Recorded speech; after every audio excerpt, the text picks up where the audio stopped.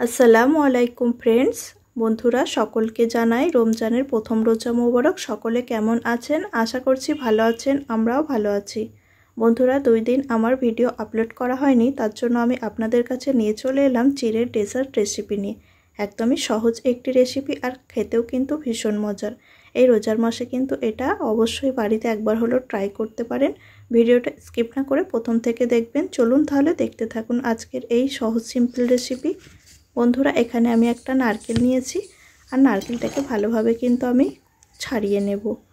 তারপরে আমি এটাকে একটা কাটারির সাহায্যে দুভাগে ভাগ করে নেব। আর এর জলটা কিন্তু আমি আর ইউজ করছি না, এই জলটা আমি কিন্তু ফেলে দেব। দেখুন, ভালোভাবে ফাটিয়ে নেওয়া হয়ে গেছে। এবার আমি এখানে পুরো নারকেলটা নেব না, একটা মালাই কিন্তু এখানে আমি কুড়িয়ে নেব। আপনারা চাইলে এখানে পুরোটা ইউজ করতে পারেন, আমি এখানে অল্প চিড়া করব, তার জন্য এখানে আধখানাই কিন্তু নারকেল ইউজ করলাম। পুরো নারকেলটা কুড়িয়ে নেওয়া হয়ে গেছে। এবার আমি চলে যাব দ্বিতীয় স্টেপের দিকে। এবার আমি একটা পাত্র নিয়েছি, সেটাকে এখানে রেখে এর মধ্যে আমি দিয়ে দেব 1 বাটি ভর্তি ভর্তি করে চিড়া। ওই যে বাটিটা দেখতে পাচ্ছেন, ওই বড় সাইজের বাটির মাপে কিন্তু আমি নিয়েছি। আপনারা চাইলে এখানে সেটা কম বেশি করে নিতে পারেন। এবার চিড়াটাকে খুব ভালোভাবে ধুয়ে নিতে হবে। চিড়ার মধ্যে কিন্তু অনেক নোংরা জমে থাকে, তার জন্য এটাকে প্রায় 5 থেকে 6 বার ধুয়ে নেব। দেখুন এর উপরে কতটা পরিমাণে নোংরা জমেছে, ভেসে উঠেছে, সেগুলোকে আমি কিন্তু পরিষ্কার করে ধুয়ে নেব জল পাল্টে পাল্টে 5 থেকে 6 বার।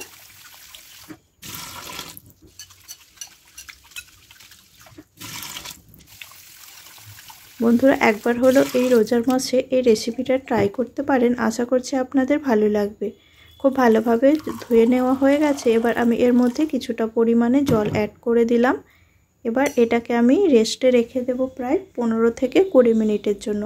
তাহলে কিন্তু দেখবেন চিড়াটা অনেকটা ফুলে যাবে আর সফটও কিন্তু হয়ে যাবে। এবার বন্ধুরা, ওই ভেজানো চিড়াটিকে আমি একটা বড় পাত্রের মধ্যে ট্রান্সফার করে নিচ্ছি। এবার আমি এর মধ্যে যা যা প্রয়োজন লাগবে সেগুলোকে কিন্তু এক এক করে অ্যাড করে দেব। ফার্স্ট দিয়ে দেব এখানে প্রায় 2.5 চামচের মতো চিনি। চিনিটা আপনারা কম বেশি করে নিতে পারেন। নারকেলের কুড়োর মধ্যে যদি মিষ্টি থাকে বেশি, তাহলে কিন্তু অল্প চিনি দেবেন, আর যদি কম থাকে তাহলে এরকমই চিনি দিতে পারেন। আর দিয়ে দিলাম খুবই সামান্য পরিমাণে নুন। নুনটা অবশ্যই দেবেন, তাহলে এর টেস্টটা অনেক গুণে বেড়ে যাবে। খুব ভালোভাবে এটাকে মিক্স করে নেব। খুব সুন্দরভাবে কিন্তু মিশিয়ে নেওয়া হয়ে গেছে। এবার আমি এর মধ্যে কোরানো নারকেলটি ঢেলে দিচ্ছি।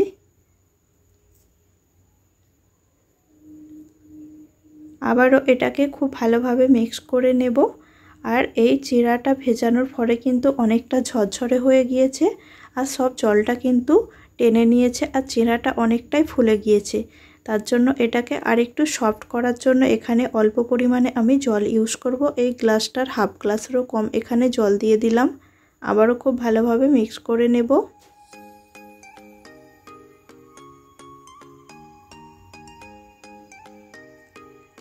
বন্ধুরা, আমার চ্যানেলে কিন্তু চিড়ার আরেকটি ডেজার্ট রেসিপি দেওয়া আছে, চাইলে সেটাও দেখে নিতে পারেন। সেটাও একটু অন্য ধরনের। এটা কিন্তু একদমই সহজ সিম্পল একটি রেসিপি। বন্ধুরা, সব কিছু একসঙ্গে মিক্স করে নেওয়ার পর আবারও এটাকে একটা ছোট্ট বাউলের মধ্যে ট্রান্সফার করে নিচ্ছি। এবার একটা চামচের সাহায্যে ভালোভাবে প্রেস দিয়ে দিয়ে এটাকে সুন্দর একটা শেপ দিয়ে নিচ্ছি। এবার এর উপরে আমি একটু ডেকোরেশন করে দেব, যাতে এটা ভালো লাগে।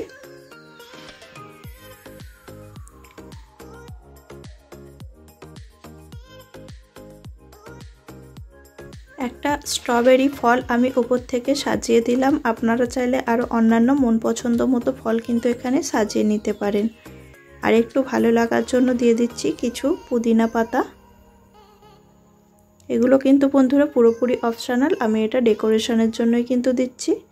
বন্ধুরা, যেখান থেকে আমার এই ভিডিওটা দেখেন না কেন, অবশ্যই নতুন হলে আমার চ্যানেলটিকে সাবস্ক্রাইব করে পাশে থাকবেন, আর ফেসবুক থেকে দেখলে অবশ্যই কিন্তু পেজটিকে ফলো করে আমার সাথে থাকবেন।